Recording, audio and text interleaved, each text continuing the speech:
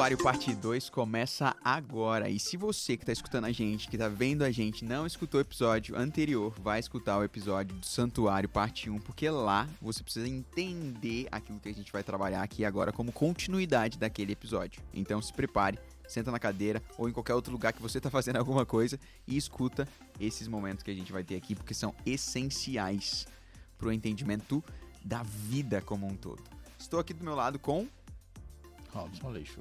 Excelente, Pastor Robson Aleixo. Para quem não conhece, você que está vendo aqui, nosso chefe. E para aquele que está escutando também, saiba. Ele é essa voz grave, reconhecida, nosso chefe. Aqui na frente temos... Henrique Zanin. Tá aí também. Pronto. Muito bom. O pastor Henrique Zanin também tá com a gente. Quem tá falando para vocês é o pastor Eualif Bruno. E vamos lá para esse momento. A gente falou sobre santuário, a gente fez um compartilhamento de vários momentos aqui, a gente compartimentalizou. Primeiro a gente falou sobre o pátio, falamos sobre a cruz como símbolo máximo dessa realidade do pátio na história, e aí agora viemos para outra parte, que é santuário, santo dos santos e depois o Santíssimo. E é o interessante... Santo e Santo dos Santos. Santo e Santíssimo. E aqui, santo e santo. Aqui a gente tem um ponto pra gente pensar. Levíticos 16 falava sobre o dia da expiação. A necessidade de ter expiação no tabernáculo, no santuário. Só que esse mesmo processo também acontece no céu, porque muitas vezes as pessoas olhavam e, olhando para a vida, elas falavam assim, peraí, não, no céu, não tem como no céu ter alguma coisa que vai macular esse espaço do céu, porque o céu já é santo, perfeito e tudo mais. Só que se isso aqui que estava acontecendo aqui na Terra era um exemplo daquilo que aconteceria também lá, e aí a gente olha para Daniel 8:14 entrando nesse processo, e a gente finalizou o episódio passado falando sobre Daniel 8:14, entramos na ideia de que o santuário seria purificado. E esse santuário estava se referindo ao celeste. Mas como entender então esse processo agora de o que está acontecendo, o que aconteceu no céu? E por que a necessidade de uma expiação no santuário? Uhum. Creio que a gente precisa colocar bases, como a gente fez no episódio anterior. Sim. Para isso. Primeira base, a diferença que existe, e eu vou usar só duas expressões de Paulo para o nosso momento, o que Cristo veio fazer, que é salvação e redenção. Isso é muito importante. Eu que experimentei o pecado como uma infecção, ou seja, algo que estava dentro de mim, que me invadiu, que mudou a minha carne, o meu espírito, nesse sentido, mudou a carne, eu sinto o pecado, eu vivo no pecado, eu tenho uma natureza pecaminosa, eu fui infectado e preciso ser redimido do cativeiro do pecado. Então a palavra redenção se remete aí a uma prisão, uma restrição, isso que me afeta.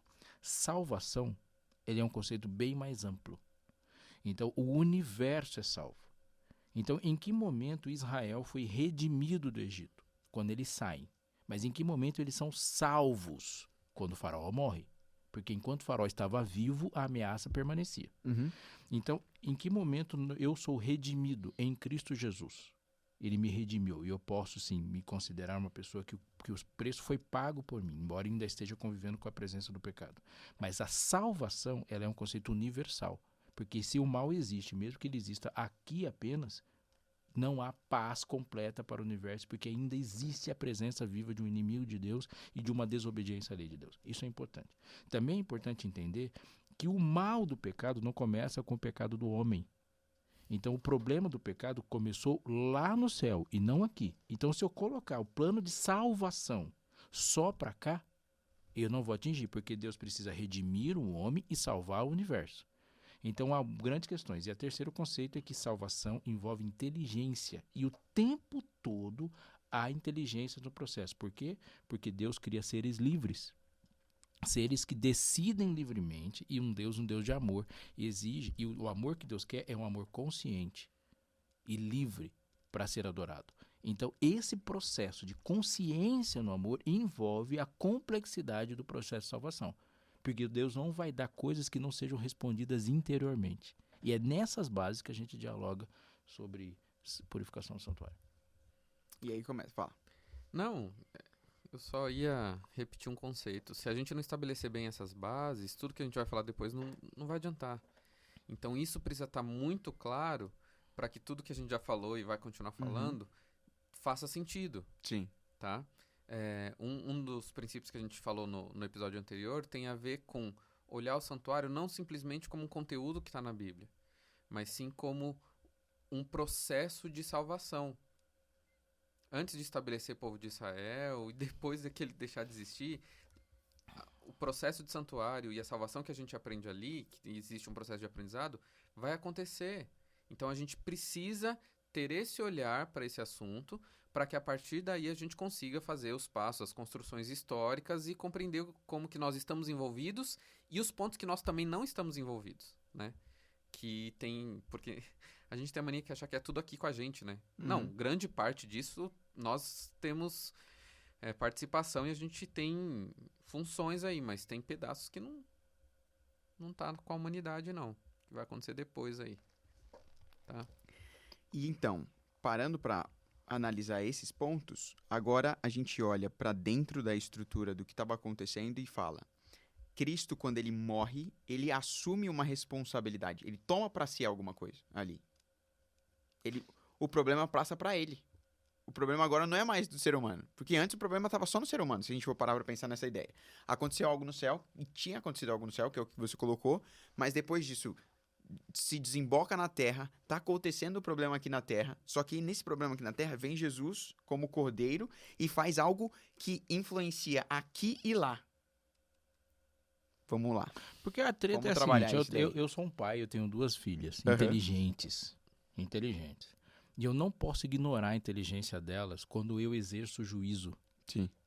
Porque mesmo que elas são inteligentes e são igualmente inteligentes, mas elas têm personalidades diferentes. Então, se eu chegar assim, ó, se você fizer isso, eu não vou fazer isso. E aí uma faz e a outra eu trato de forma diferente. Vai gerar uma confusão. O problema não é no dia que dela comer, certamente morrerás. Aí não tem problema. Você come num dia e morre. Isso não é problema. O problema é todo aquele que nele cresce e tem a vida eterna. Porque eu fico falando do céu, mas eu pequei e vou pro céu. Mas tem uma terça parte dos caras que pecaram e saíram de lá. Então, tem uma pergunta pro universo, assim, Senhor, você vai trazer para cá os caras, por que não deixou daqui os que estavam aqui? Então, é porque pecaram também. Quando eu pequei, eu tinha um problema.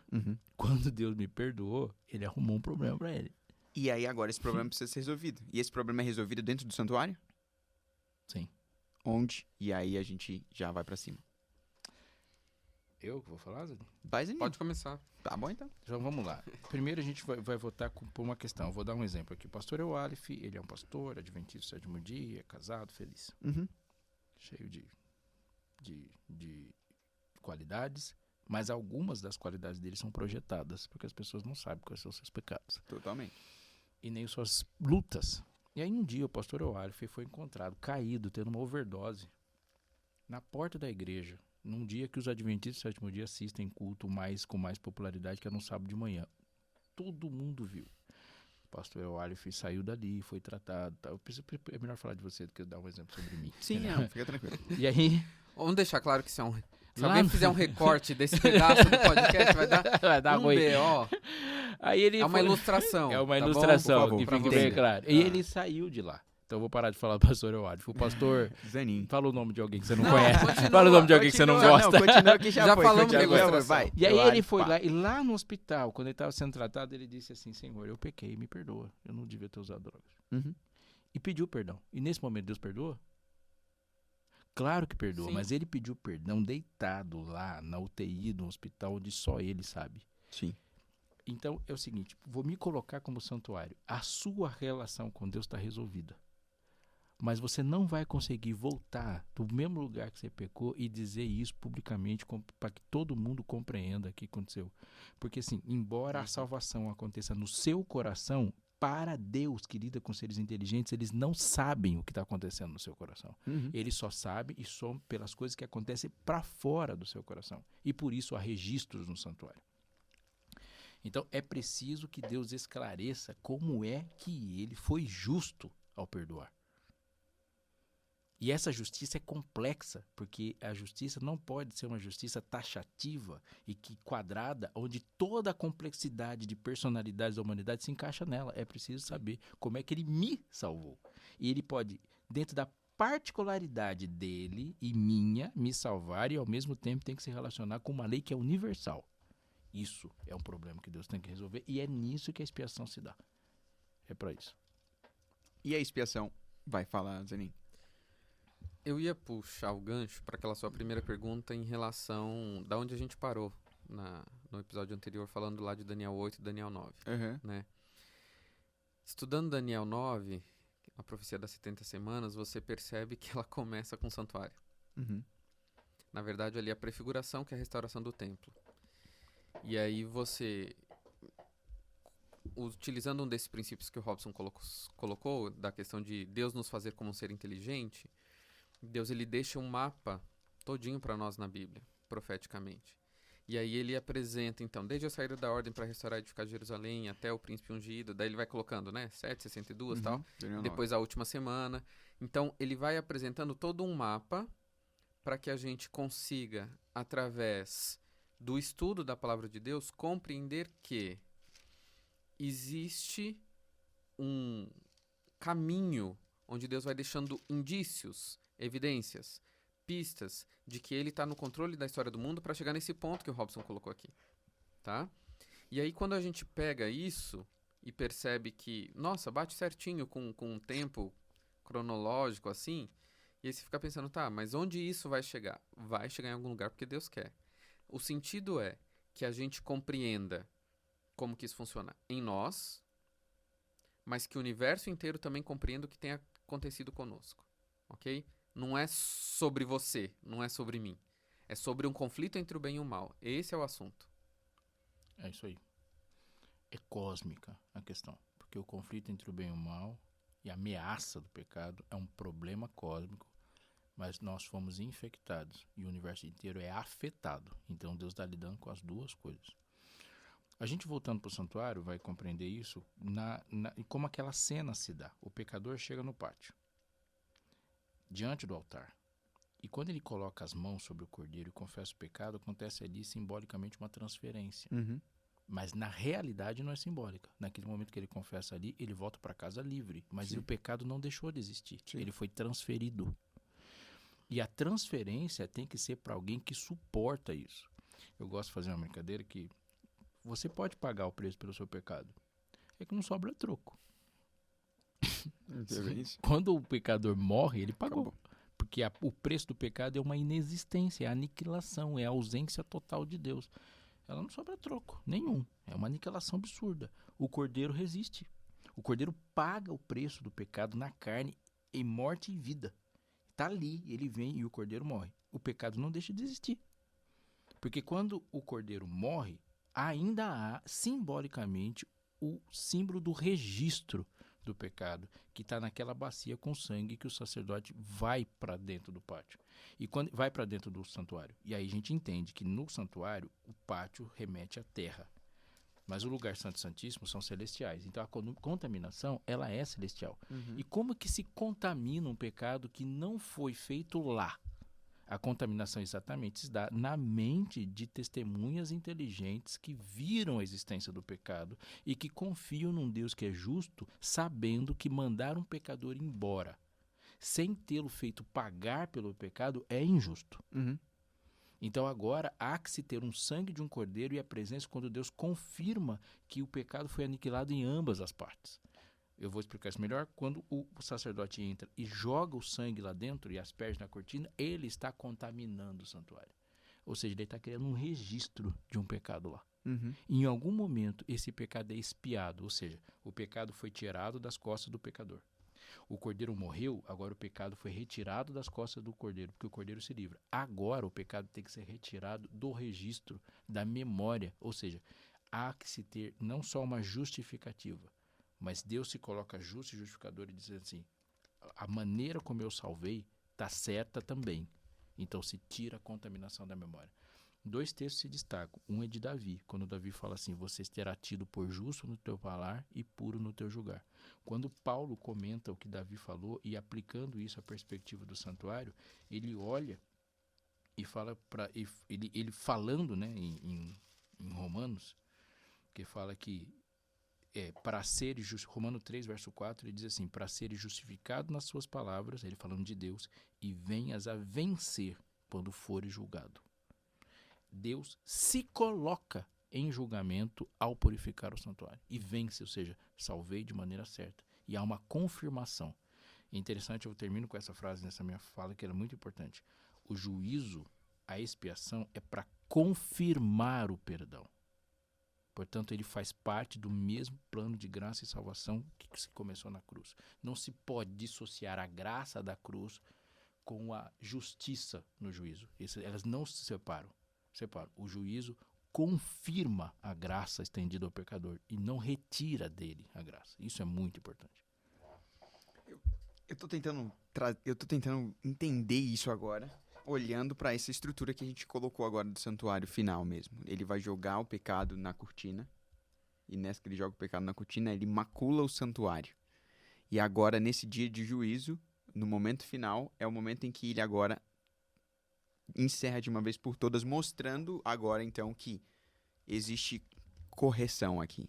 E foi certo. E foi da maneira certa. E aqui é o momento final para isso. Se confirma. Se confirma isso. Quando ninguém mais no universo tiver dúvida, nem criaturas... Não, tô falando de criaturas, Sim. seres humanos e outras criaturas, né?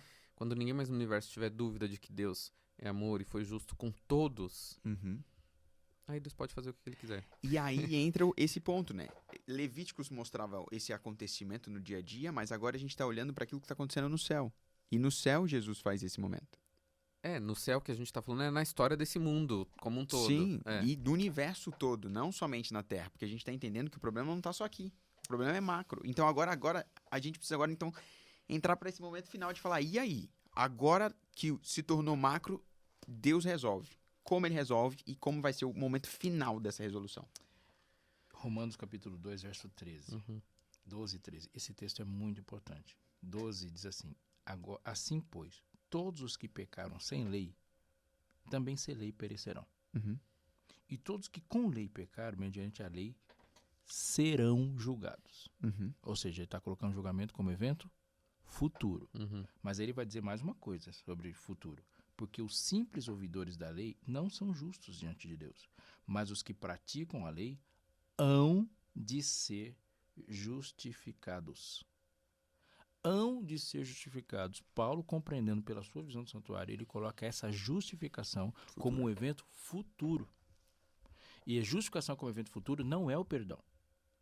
É a confirmação do perdão, não também para o pecador. O pecador tem a confirmação do seu perdão no momento que ele pede perdão e crê nisso. Mas essa confirmação é para aqueles que não participaram do processo interior do pecador. Então, e é um evento futuro ao que Paulo está dizendo aqui. Mas olhando para Daniel, olhando para o texto inicial e olhando para os ritos do santuário e para as festas do santuário, para nós é um evento passado. Ou um evento contínuo no presente, mas ele começa no posterior à cruz e passado à nossa. Essa é a sua pergunta. Legal.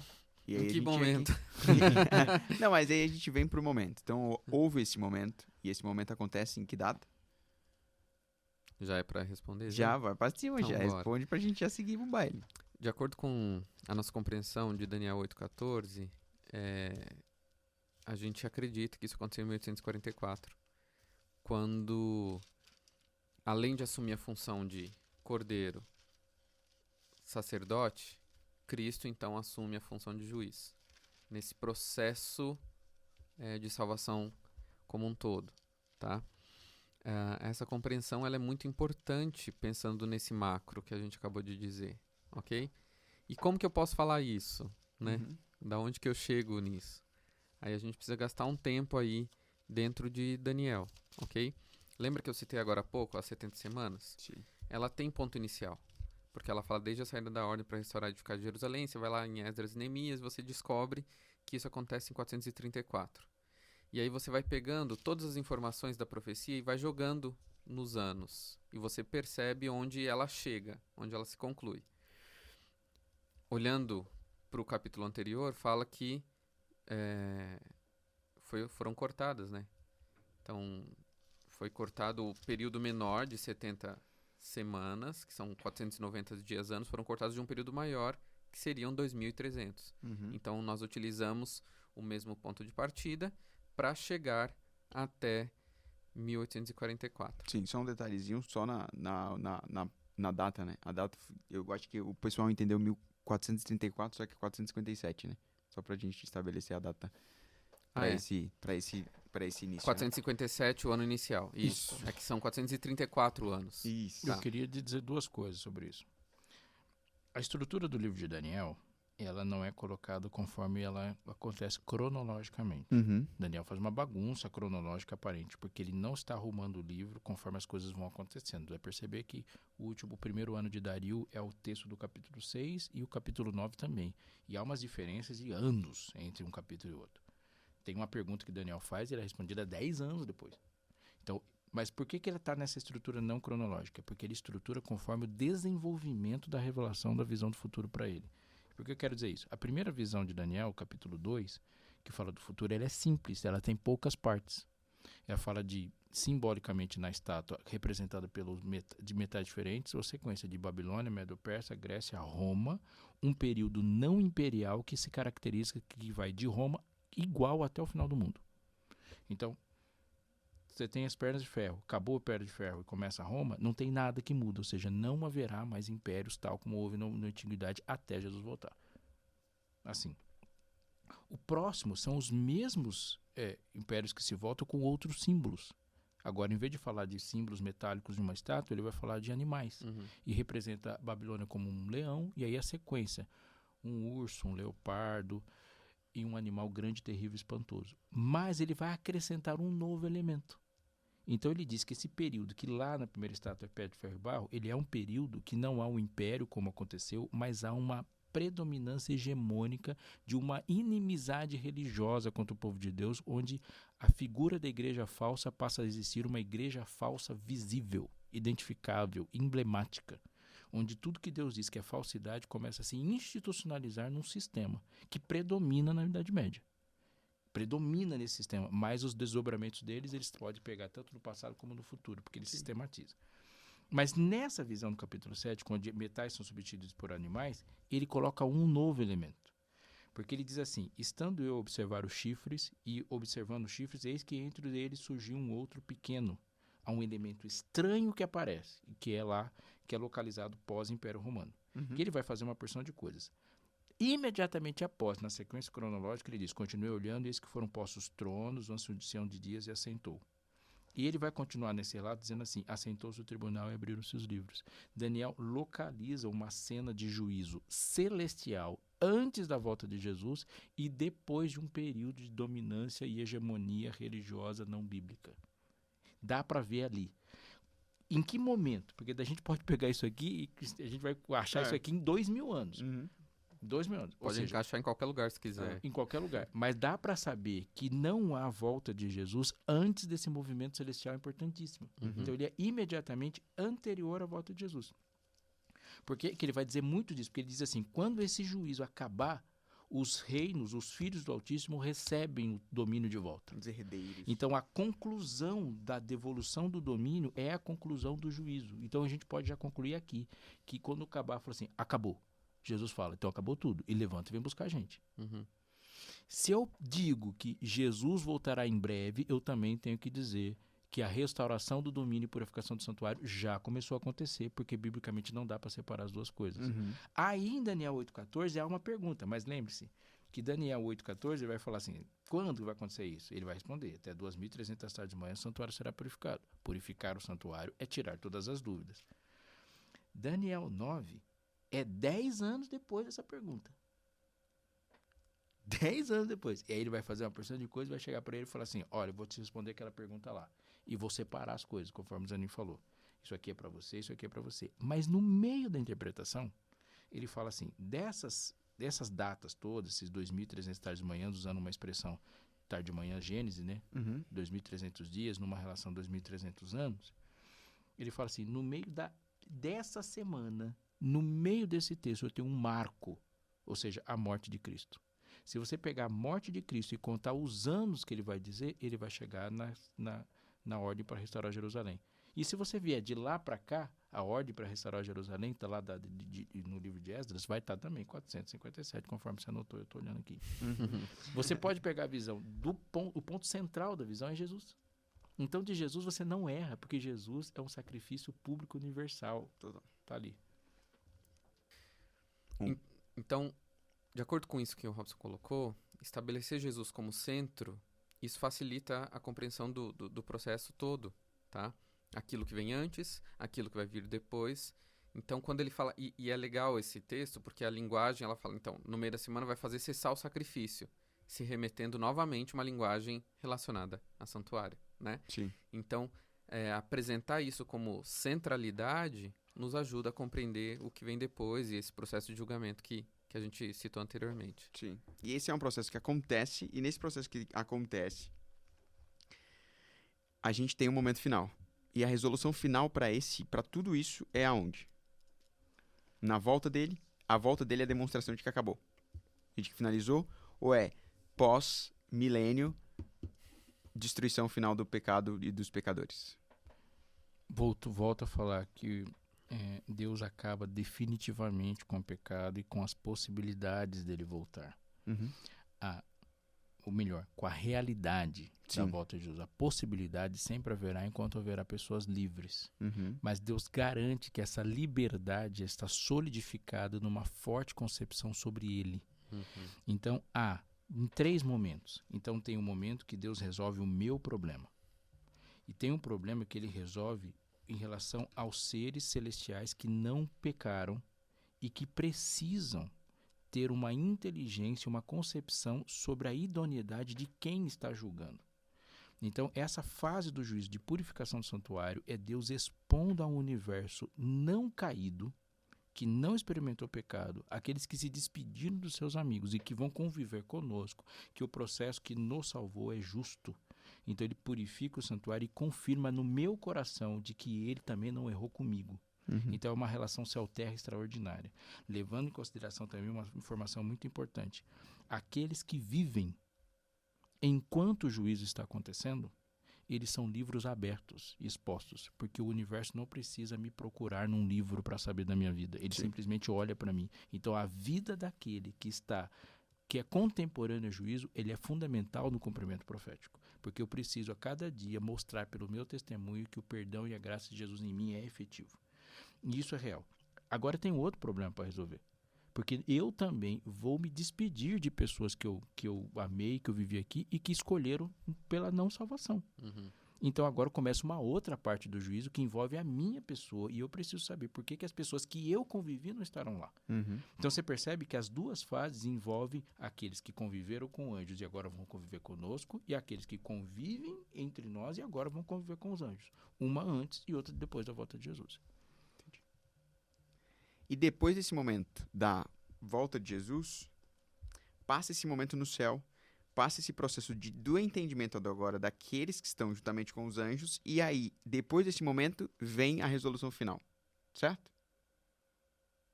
De destruição do pecado? Depois do milênio? Depois do milênio. Depois da volta dele, acontece algo. E esse algo é a parte de mostrar para o universo inteiro que acabou. Tá aqui. Claramente existe juízo e justiça de forma final. As expressões proféticas de Salmos, muito no Salmo tem disso também. Há vislumbres que se desdobram para o fim do livro de Apocalipse, principalmente capítulo 4 e 5. Eles falam que antes disso há um reconhecimento universal da justiça de Deus. Quando todo o joelho se dobra e reconhece Cristo como certo em todas as coisas. E quando isso acontece, depois desse reconhecimento, que é efeito dos processos de justiça de Deus, é que há a aniquilação completa do pecado e do pecador.